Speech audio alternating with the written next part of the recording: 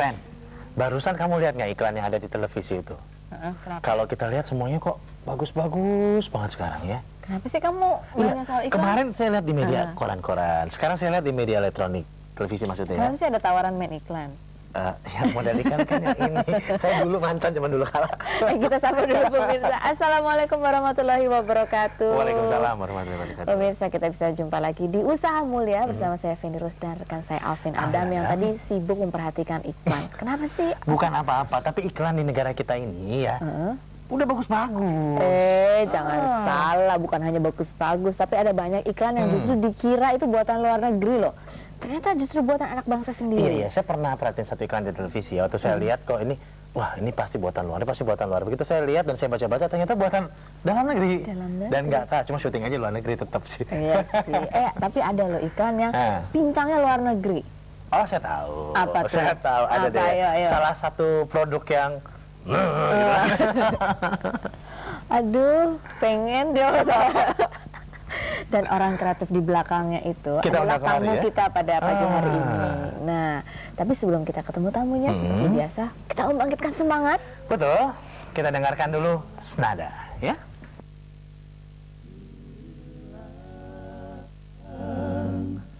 Surilang jot-jotan, ade hujan rintik perlahan, rahmat Tuhan semesta alam, sayang disayang. Kakak gune cantik rupawan, aduh sayang. Kakak gune cantik rupawan, sayang, aduh sayang. Kalau kagak suka sembahyang, pantun ini ya Tuhan, pantun nasihat,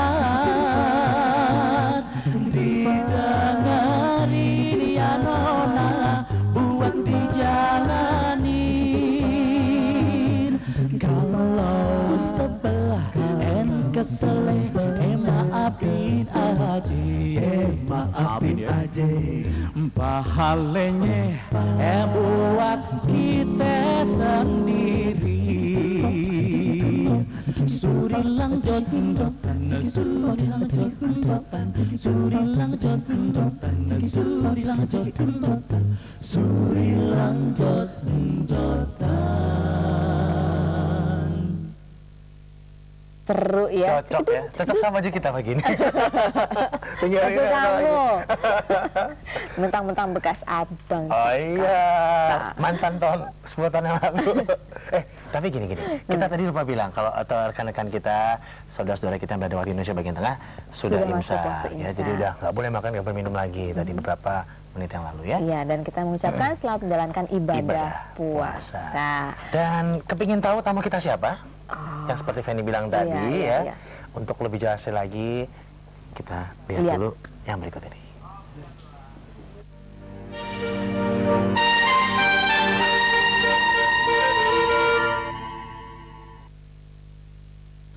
Masih ingat sebuah iklan minuman penambah tenaga yang dibintangi Dick Doang dan bintang sepak bola dunia Alexander Del Piero? Sang kreatornya tak lain adalah Subiakto Priyo Sudarsono yang mengkomandani advertising agency bernama Hotline. Tak terhitung buah kreativitas pria berambut ekor kuda ini, yang pasti selalu iklan ciptaannya menjadi pemain unggul di pasaran. Sukses mengkampanyekan produk di tanah air membawanya memenangkan berbagai proyek iklan di luar negeri. Hotline pun menjadi pemain papan atas di dunia advertising Indonesia. Apa jurus bisnisnya? Strategi lompat katak. Begitu kata pria yang membangun bisnisnya bersama istri dan ketiga anaknya ini. Selain itu, ia juga gencar menerapkan konsep manajemen spiritual, quotient.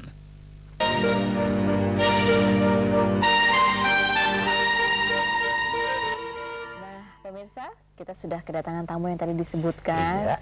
Orang yang sangat luar biasa, kreatif dan juga jeli kayaknya melihat peluang. Dan gayanya tuh khas banget ya kalau kita lihat ya. Khas dengan rambutnya yang panjang gondrong. Beliau adalah Bapak Subiakto, Presiden Direktur Hotline Advertising. Assalamualaikum Pak Subiakto. Apa kabar Mbak? Baik. Udah nggak ngantuk lagi dong? Masih Sedikit ngantuk. Udah sahur Mbak, udah sahur? Alhamdulillah sudah. Udah ya tadi ya. Terima kasih loh Pak meluangkan waktu udah hadir di sini membagi Bagi cerita, pengalaman. bagi pengalaman dengan kita di sini. Duh, kalau menyebutkan hotline di dunia periklanan itu udah sesuatu yang tidak asing ya, bahkan banyak menjadi inspirasi yang lain-lain gitu. Nah sebetulnya ini apa memulainya itu memang dulunya sudah terjun di advertising atau gimana ceritanya? Punya pengalaman dulu atau bagaimana? Ya terus terang saya bisanya cuma itu ya. Oh, Bisanya cuma iklan. Jadi saya awalnya berangkat dari grafis, ya. Kemudian lulus SMA langsung kerja di grafis. Kemudian tahun 76 saya mulai masuk ke periklanan. Dan 75 saya sudah buat perusahaan sendiri. Dari tahun 75? 79. 79? Wah, udah lahir belum ya? Saya udah, kamu juga udah. Udah ya, tapi masih kecil sekali. Itu langsung membuat perusahaan sendiri? Iya, waktu itu dengan kawan. Tahun 89 saya baru berdiri sendiri. Itu klien pertamanya menangani apa? Iya. Klien pertama, seingat saya Lekna Furniture. Itu yang pertama. Cetak? TV atau Untuk Langsung? waktu itu iya cetak. Cetak ya. Itu langsung punya klien gitu, susah nggak pertama kali cari klien pertama itu susah banget nggak? Iya susah karena kita harus membangun kepercayaan ya. Jadi nggak ada yang kenal kita tadinya kan. Jadi ya apalagi tahun 70-an itu kan periklanan baru sekali di Indonesia.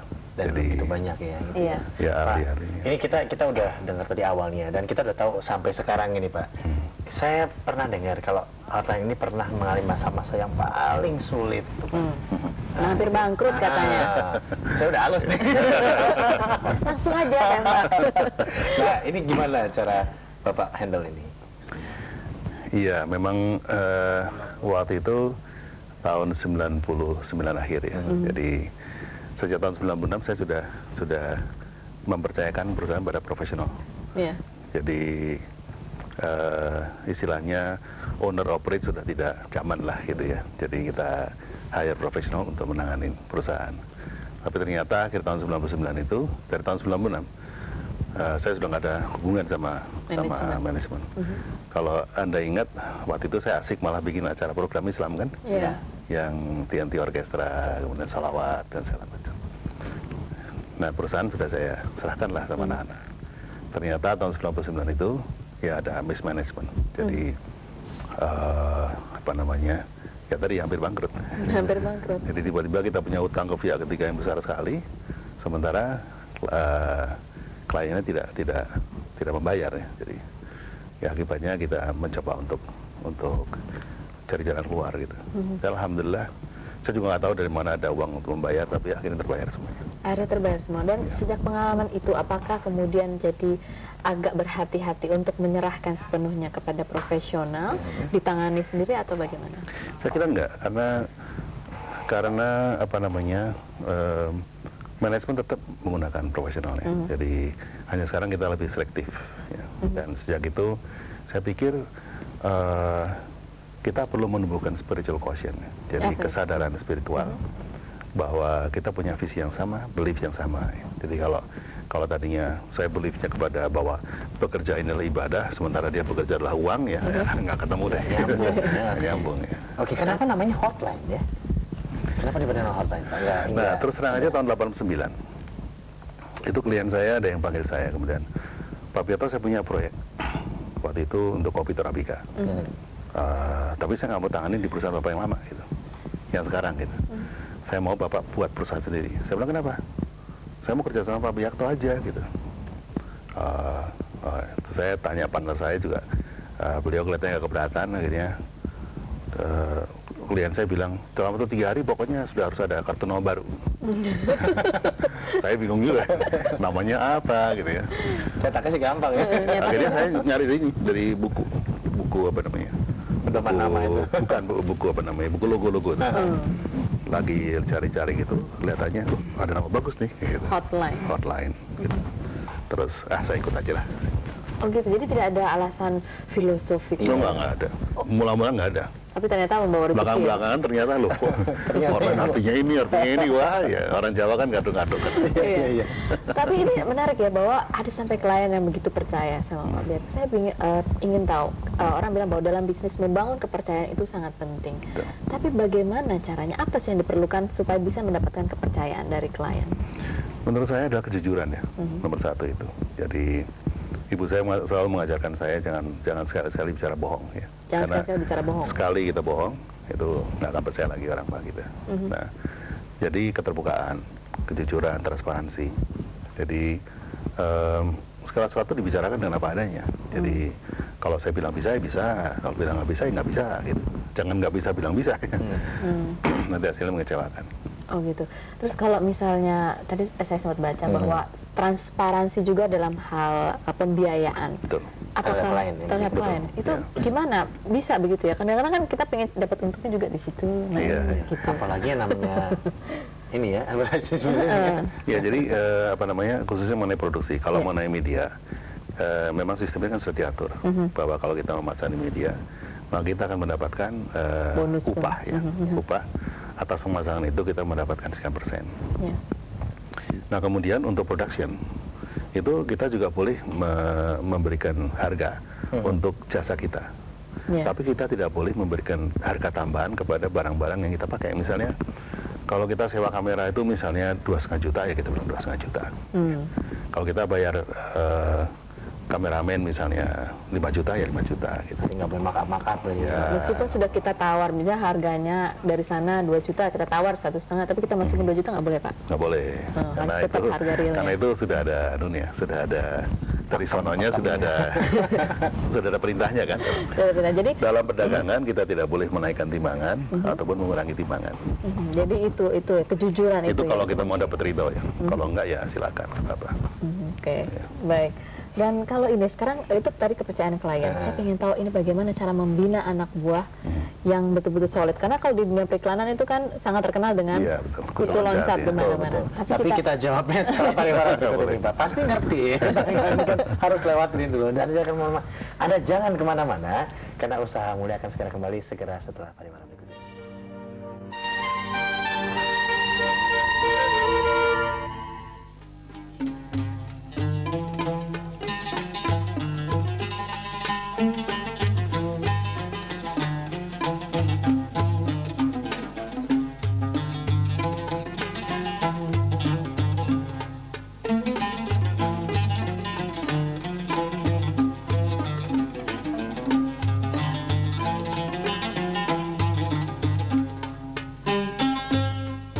Berarti kita memang sudah harus usaha, harus kerja sebetulnya kan, dalam hidup kita kan. Oh harus, itu ibadah. Ibadah namanya. Dan harus jujur. Itu yang tadi yang penting itu. Kalau mau diridoin, mesti seperti itu, Fen. Tapi ya, oke. Kita jawabnya tadi. Banyak juga yang ini.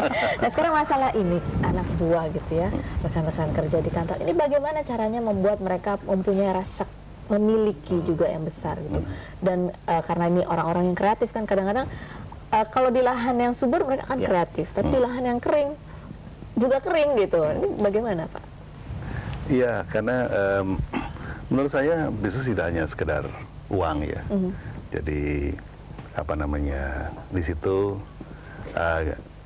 kita melihat bahwa ada kepuasan-kepuasan yang lain. Jadi contohnya misalnya kalau kita bicara mengenai knowledge ya, itu banyak sih anak-anak yang masih mencari knowledge di periklanan. Nah kebetulan tempat kita juga lumayan ya bisa memberikan peluang untuk belajar sampai ke Sydney, Amerika dan segala macam. Oh dikirim juga? Ya. Dan kemudian yang kedua kita juga mendidik attitude-nya dia. Karena kalau skill, kalau knowledge tanpa ditambah dengan attitude tidak akan pernah menjadi skill. Jadi knowledge hanya berubah menjadi skill kalau ada attitude. Nah attitude itu adalah sikap bagaimana menyikapi pekerjaan itu. Jadi contohnya misalnya saya selalu bercita-cita bagaimana caranya saya bisa bekerja di antara waktu sholat gitu ya. Kan biasanya kita udah waktunya sholat kita masih terus kerja ya. Gitu tapi kalau sempat baru sholat gitu. Ini menarik nih, bekerja di antara waktu sholat. Bukan sholat di antara waktu bekerja. Betul. Ya. Jadi alhamdulillah di kantor saya yang baru ini kita ada musola cukup besar, dan begitu masuk waktu sholat kita azan. Gitu. Jadi yang lagi rapat juga bubar terus sholat dulu baru on time. On gitu time. Ya. Jadi disiplinnya itu terbangun. Terbangun. Padahal kantornya modern sekali loh, Van. Tapi kalau lihat bawahnya tuh ada musola. Iya. Pertama masuk udah ada ini. Ada ATM-nya katanya ya Pak ya, wah. Memudahkan akses juga. Nah, tapi apakah apa lagi gitu yang bisa dilakukan untuk membangun attitude gitu? Karena itu mungkin banyak orang mengatakan itu susah gitu. Betul. Ya. Jadi ya kebetulan karena attitude itu kan spiritual quotient. Yeah. Paling mudah melalui kegiatan-kegiatan spiritual. Misalnya karena mayoritas juga di kantor saya karyawan adalah Islam, jadi kita melakukan misalnya saja sholat bersama. Kemudian kayak bulan Ramadan ini di kantor seperti pesta gitu ya. Oh, di kantor seperti pesta? Iya, Kenapa? karena setiap buka puasa kita buka bersama. Jadi perusahaan perusahaan menyediakan buka puasa untuk mereka. Kemudian sholat maghrib bersama. Pernah ada yang bandel nggak, Pak? Nanti bandel tanda kutip ya, maksudnya nanti nih Pak sebentar kita lagi nanggung atau ini segala macam. Oh ya selalu ada itu. Pasti kan. Dan itu saya kembalikan kepada yang bersangkutan kan. Jadi saya cuma kasih nasihat begini. Saya sering kasih nasihat lewat email ya kepada mereka. Kalau saya panggil kamu datang ke saya. Tentunya saya punya maksud kan. Ada keperluan saya gitu. Tak mungkin saya bilang, Tok kamu sini, datang. Ada apa Pak? Nggak ada apa-apa, kan nggak mungkin. Tes aja gitu. Betul. Demikian juga dengan Allah kan. Iya. Kalau Allah memanggil kita untuk melakukan sholat, tentunya dia punya maksud pada kita. Ada keperluan gitu. Iya. Nah keperluannya apa? Bukan keperluan untuk Allah gitu. Keperluannya untuk kita sendiri sebetulnya. Jadi keperluannya apa? Ayo mintalah kepada saya kan gitu. Apa yang kamu minta pada saya kan saya berikan. Jadi ketika kita dipanggil kita nggak datang, entar gitu. Begitu kita ngadep udah nggak ada giliran orang lain kan. Kalau itu kan geser terus kan. Iya. Iya benar ya.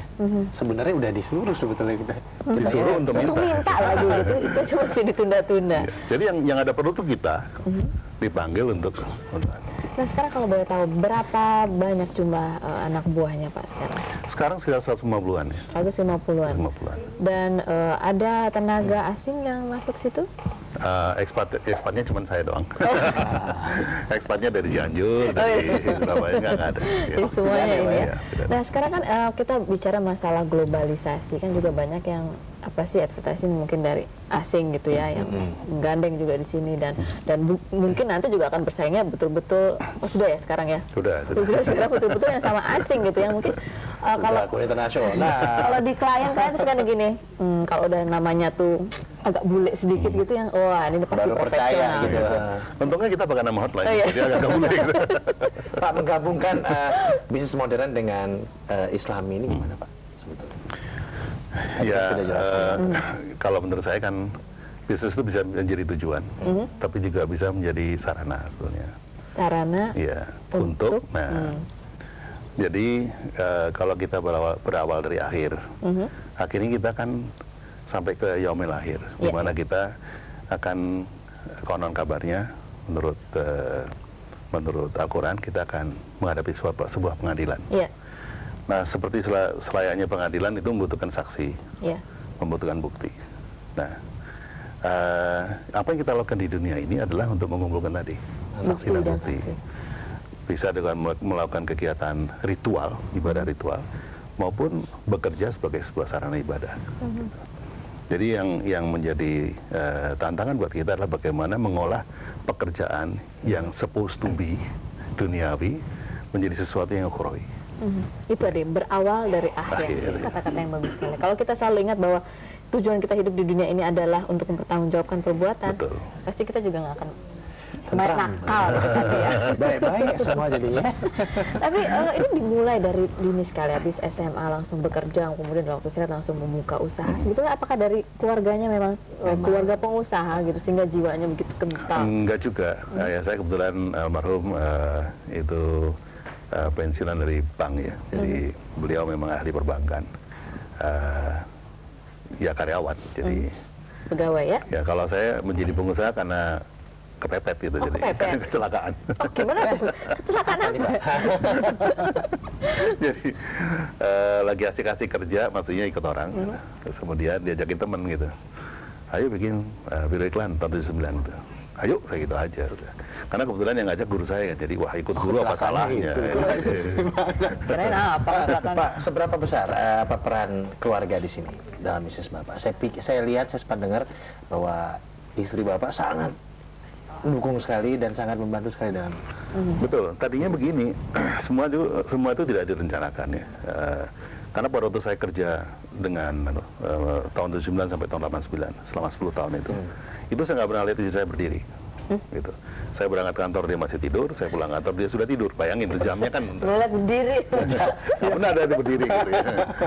Jadi apa namanya? Sehingga saya merasa ada satu perasaan salah gitu. Saya berkata dalam hati kalau nanti saya punya perusahaan sendiri, tidak dengan partner, saya akan tarik istri saya untuk membantu saya, sehingga saya bisa menghabiskan waktu saya 24 jam sama dia. Dan membagi kehidupan bukan hanya social life, tapi juga social life yang produktif gitu. Nah, akhirnya masuklah. Tapi bagaimana ya menjaga hubungan gitu supaya tetap harus, kadang-kadang kan ini kantor-kantor, rumah tangga gitu ya. Nah, ini memisahkannya itu apa sih yang syarat utamanya itu apa? Mau tahu sekarang apa mau tahu? Nah, kita dengar musik dulu mungkin, biar lebih santai mungkin kelihatannya. Oh iya. Pagi-pagi nih udah ada senada, ya. Jadi kita dengarkan dulu senada berikut ini.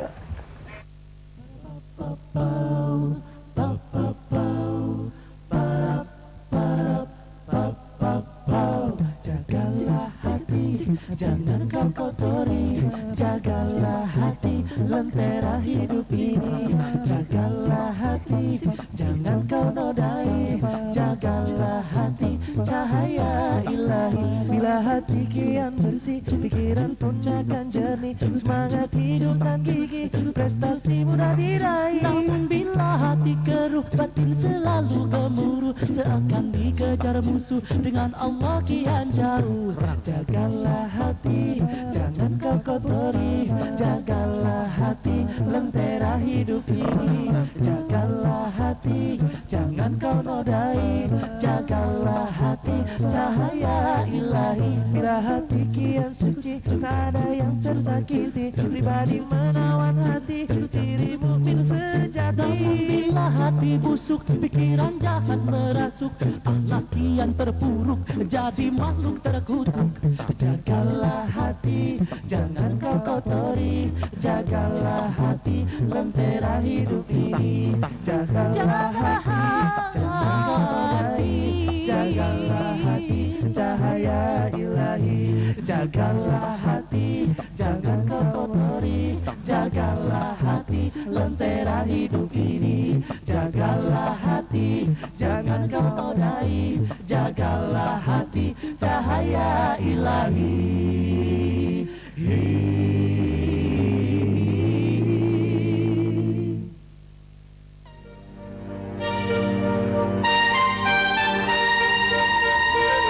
Kita kembali lagi di bersama tamu kita ya, Fen ya. Pak Subiakto. Pak Subiakto. Dan kami mengundang Anda semua yang ingin bertanya, silakan di 021583022 pas ingin mengorek lebih jauh. Gimana caranya? Nah, sekarang kita korek yang tadi deh, Fen ditanya Iya. tadi. Karena pengalaman juga. Kalau suami istri bekerja di kantor, gimana urusan rumah tangga nggak kebawa ke kantor? Urusan kantor tuh nggak terus dong, nggak bosen ya Pak ya? Pertanyaan khas wanita, Pak. Iya.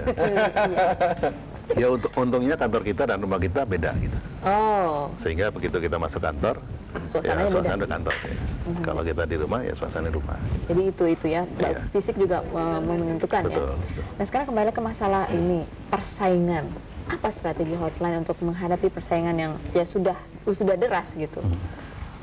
Ya kalau saya sih jualannya bilangnya begini, jualannya. Jualannya. Kita adalah perusahaan lokal. Nah ketika saya ngomong lokal, tiba-tiba ada yang tidak lokal kan? Iya. Karena tidak lokal maka dia bawalah dia dengan segala budaya tidak lokalnya gitu. Seolah-olah padahal teman-teman yang kerja itu kan lokal semua juga gitu. Iya. Cuman saya bilang, lu kan perusahaan asing. Jadi akibatnya justru ada suatu kendala budaya dengan klien-klien kita yang belum tentu semuanya itu comfortable dengan cara-cara mereka. Kalau Budaya-budaya mereka itu. budaya-budaya perusahaan multinasional itu kan ngomong dicatat, kontak report, ngomong dikit kontak report, gitu kan. Nanti baru ngomong satu kalimat, kontak report, dikirimin suruh tanda tangan. Tadi gua ngomong itu apa nggak, lupa dia. Conversation by phone, wah, jadi kita sih nggak gitu. Jadi gimana? kita lebih banyak menggunakan, walaupun kita ada documentation, tapi kita lebih banyak menggunakan trust tadi. Jadi ya ada fleksibilitas lah gitu. Oh ya itu ya, budaya lokal itu ternyata kompetitif loh ya. Fleksibilitas kalau mungkin kalau biasa. Contohnya pada waktu saya hampir bangkrut, itu saya tertolong oleh budaya lokal. Ya. Dimana ketika itu orang kepercayaan saya akan mengambil seluruh klien saya. Ternyata klien saya mengatakan, dulu waktu kita susah Bapak tolong kita. Gitu. Sekarang Bapak susah, kita waktunya tolong Bapak. Gitu aja. Sampai seperti itu Pak ya, ada yang mau ambil klien juga. Oh iya. Nah fleksibilitasnya ini sampai batas mana saja Pak? Kalau klien telat bayar, apakah masih fleksibel? Saya kira iya, dalam arti kata bahwa biasalah dalam usaha kan kadang-kadang klien juga membutuhkan waktu untuk proses, waktu untuk mengatur cash flow-nya dia. Kita ngerti bahwa biasanya akhir tahun itu pasti dibayarin telat. Kenapa? Karena supaya ini supaya bukunya kelihatan bagus kan. Jadi dibuang ke tahun depan. Jadi buku kita jelek. Jadi penuh pengertian ya. Pak, ini benar nggak sih orang bilang kalau ternyata hotline yang udah segini majunya mahal katanya kalau bekerja sama dengan hotline? Gitu ya. Bener nggak Pak? Mahal itu seperti apa sih sebetulnya? Begini. Bapak gitu. Bilang gitu ya. Katanya Pak gitu. Betul. Kadang-kadang begini. Kadang-kadang kita itu kan ingin yang terbaik untuk klien kita. Kita dibayar untuk menjadi idealistik kan. Kalau kita dibayar untuk hanya sebagai asisten, ya semuanya bisa murah. Ketika kita idealistik misalnya, kita bikin satu televisi iklan TV. Kemudian secara idealistik kita membuat 3 set. Kenapa? Ada set, ada foreground, ada background. Sehingga otomatis lampunya membutuhkan juga lighting untuk set, lighting untuk background, dan lighting untuk foreground. Kalau ini kan cuma set 1 nih. Iya. Kayak di sini ini set 1 gitu. Tadi udah dikomentarin kita. Lightingnya cuma 1 gitu. Sehingga otomatis kalau cuma kayak gini ya lebih murah, sepertiganya. Oke, terus Fen, kamu sempat dengar juga kan? Saya banyak sempat dengar tentang pendengar yang baik. Lompat itu tuh. Lompat kata. Strategi itu, frogging apa tuh? Benar nggak sih? Iya, sebetulnya gini, traditionally, secara tradisional itu kita berkompetisi juga. Gitu. Cuman kompetisi yang tradisional itu kompetisi yang kayak itu loh, pernah ke jalan ini kan, Jalan Blora. Itu kan ada soto Betawi banyak. Itu adalah kompetisi tradisional. Kenapa? Mereka berbagi customer, mereka berbagi mereka dagangnya sama gitu, Kadang-kadang mereka berbagi bahan mentah juga. Kadang-kadang kerjasama di dalam. Bahkan mereka berbagi nama gitu. Ada Oyan Kumis, ada Andai Kumis, ada Saleh Kumis, semua kumis. Ada gitu. sama semuanya. Jadi jadi klien kamu yang mana? Klien saya yang parkir depan saya kan gitu. Jadi ciri khasnya adalah market share. Biasanya saya mau 10% market share. Itu artinya bahwa dia bersedia memberikan 90%-nya kepada orang lain. 10%-nya buat gue kan gitu. Nah, kalau yang tidak tradisional? Yang tidak tradisional dia nggak mau berbagi gitu. Jadi saya mau market dominan, saya dominan di sini. Nah, bagaimana caranya? Kita break dulu ya. Harus tetap kembali ke iklan dulu ya. Anda jangan kemana-mana karena Usaha Mulia akan segera kembali setelah yang satu ini.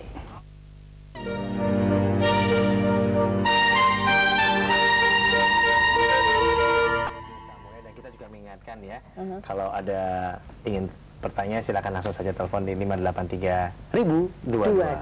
Juga bagi Anda mungkin yang memiliki tetangga atau sanak saudara yang memiliki usaha dan anda lihat usahanya ini kayaknya unik, maju dan komit sekali dengan usahanya, dan bisa kirimkan data-data dan jenis usahanya ke nomor fax 5824435. Bagus sekali hafalannya.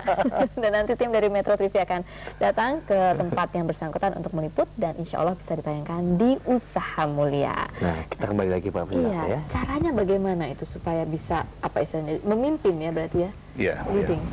Jadi ciri dari kompetisi sekarang itu tidak seperti itu lagi gitu, tidak mau bagi-bagi lah istilahnya. Tidak tradisional itu tidak ya? Tradisional. Jadi itu yang kemudian kita sebut hyper competition. Ya, hyper competition itu di mana Kalau bisa yang lain itu nggak ada, yang ada cuma kita doang gitu ya. Caranya gimana? Itu ada 4 arena. Arena yang pertama, kita bikin iklan yang bagus banget atau produknya bagus banget, harganya murah banget.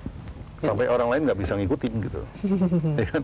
Ini ada caranya juga kan, kalau misalnya kita kalau bikin produk jangan cuma 1 juta bungkus gitu. Sekali bikin 100 juta bungkus, otomatis kan because of the economic of scale jadi lebih murah kan. Produknya bagus sekali, harganya murah sekali, yang lainnya out game. Yang lainnya out game the competition gitu. Main kuantitas ya. Ya, saya seperti itu. Atau kuantitas enggak, tapi kualitasnya bagus banget sampai orang lain tuh nggak bisa ngalahin dia. Ya. Akhirnya ya out game lagi, akhirnya dia sendirian gitu kan. Kemudian apa namanya, arena kedua adalah yang kita bilang time and know-how. Jadi kita memanfaatkan waktu dan memanfaatkan know-how. Salah satu klien saya memanfaatkan inilah Extra Joss. Ya.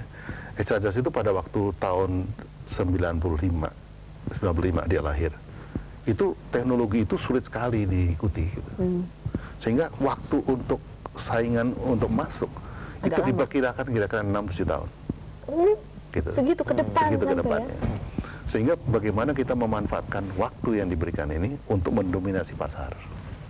Terus kita buat iklannya. Ini biangnya buat hotel ini kan seperti itu. Sehingga mereka menikmati hasil ini.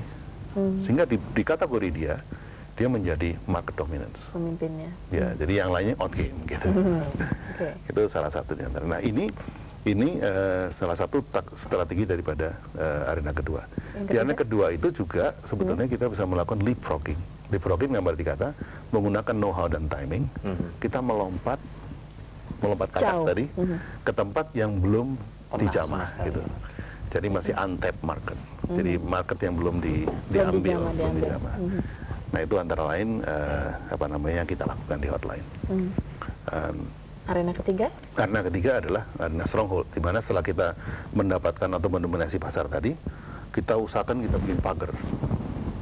Deterrence ya, kita bikin pagar, dan kemudian kalau ada yang mau masuk, kita bikin entry barrier. Jadi kita serang balik gitu. Jadi akhirnya dia masuk di situ. Gimana mau ini? Ya. Jadi tidak boleh terlena ya. Tidak boleh terlena. Begitu jadi pemimpin justru itu saatnya mempertahankan. Ya. Nah, arena keempat? Arena keempat adalah setelah kita memperoleh stronghold ya, kita bisa mendominasi pasar, kita melakukan deep pocket. Deep pocket itu dalam-dalaman kantong gitu loh. Istilahnya, udahlah, gue beli lu, nah gitu misalnya. Apa yang dibeli? Perusahaannya, saingannya dibeli. Sampai udah nggak bisa apa-apa ya. Dibeli. Oke. Ini sebetulnya banyak telepon masuk, tapi karena kita ada gangguan sedikit soal telepon, jadi nggak bisa masuk. Padahal banyak Pak sebetulnya nggak bisa datang kemari. Jadi kita wakilin aja pertanyaannya. Ya, kita bakal banyak tanya kan tadi kan. Nah sekarang kita tanya ini kayak, dulu kan Bapak sempat bikin apa kayak tablik akbar, selawat, mega selawat. Nah ini sebetulnya arahnya itu mau kemana sih Pak? Untuk bikin itu Pak? Iya.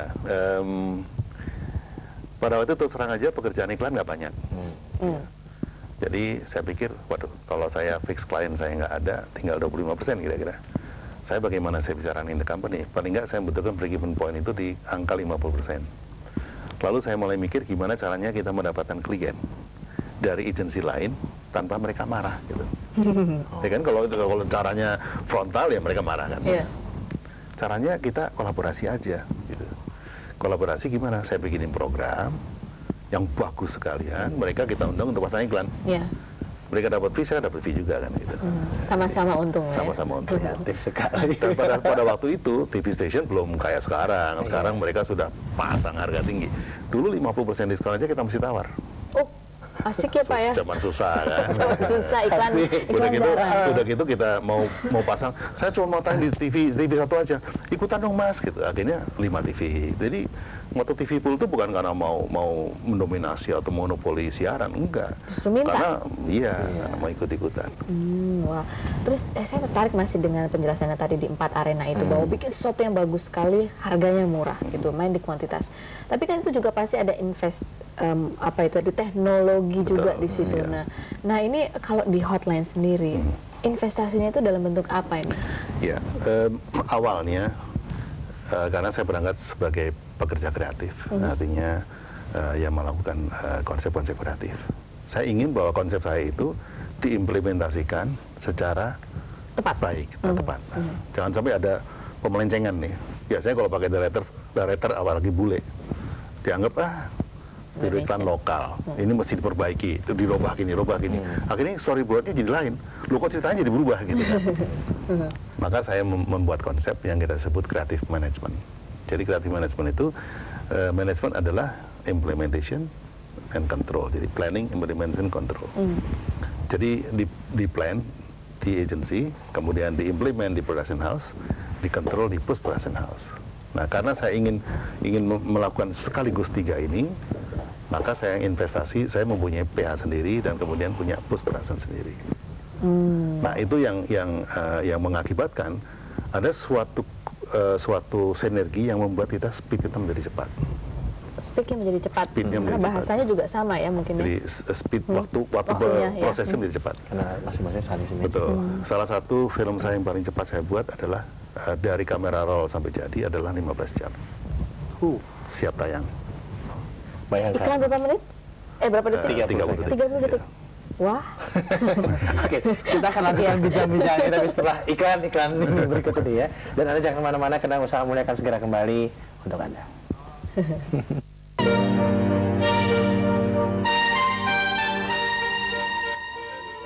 Sudah masuk segmen akhir.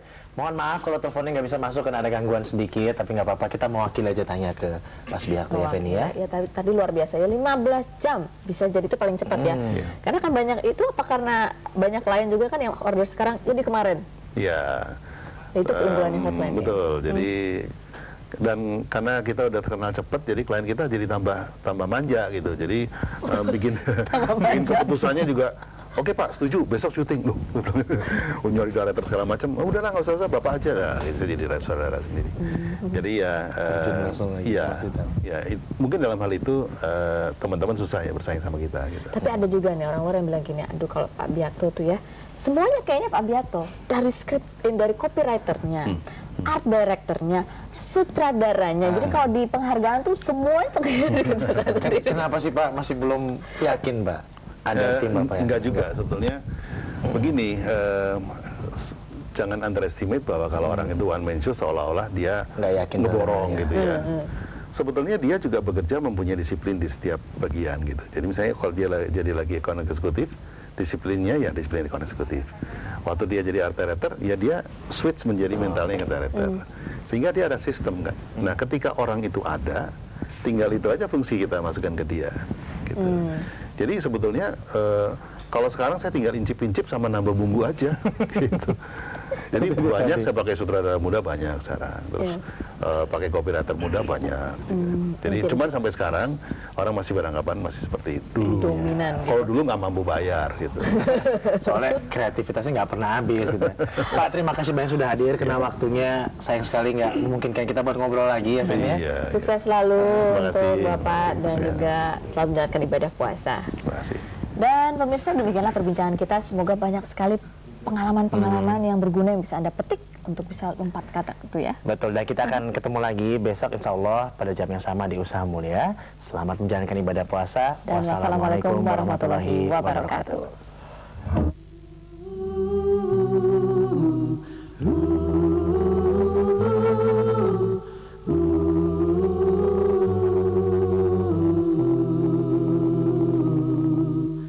Ya